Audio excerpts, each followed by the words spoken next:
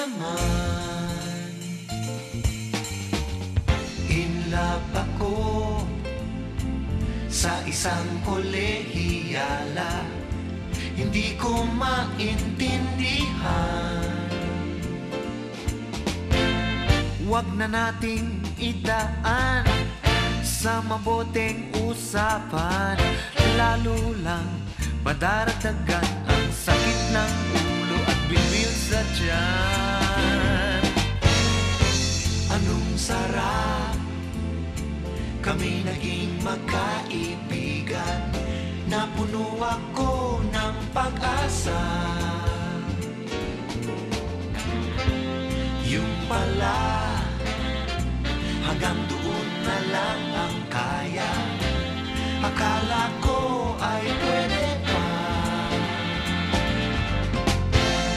Masakit mang isipin, kailangang tanggapin, kung kailan ka naging seryoso, tsaka kanya gagaguhin.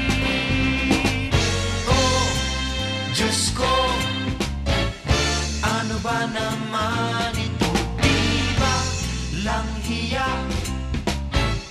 Nagmukha akong tanga, pinaasa niya lang ako.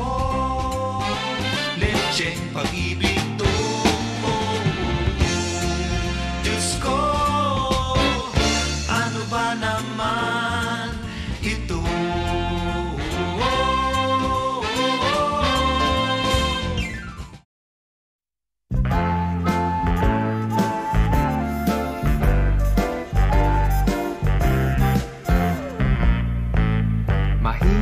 Talaga magmahal ng syota ng iba, hindi mo mabisita kahit na okay sa kanya. Mahirap, oh, mahirap talaga maghanap na lang kaya ng iba. Ngunit kapag aking makita ang kanyang mga mata, nawawala ang aking pagka-dismaya. Sige lang, sugod lang, oh, bahala na kung magkabistuhan pa. I-dial mo ang number sa telepono, huwag mong bigay ang tunay na pangalan mo.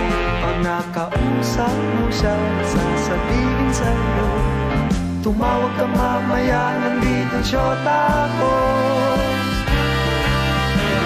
Mahirap talaga ang magmahal ng iba, oh, sakit ng ulo, maniwala ka.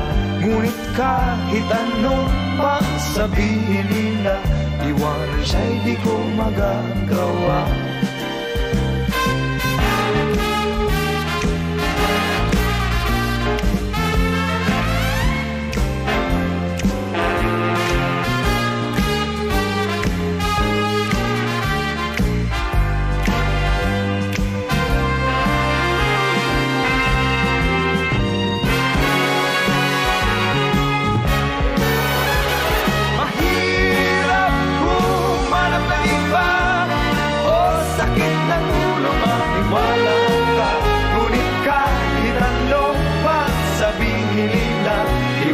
Siya'y di ko magagawa, iwanan siya'y di ko magagawa, iwanan siya'y di ko magagawa.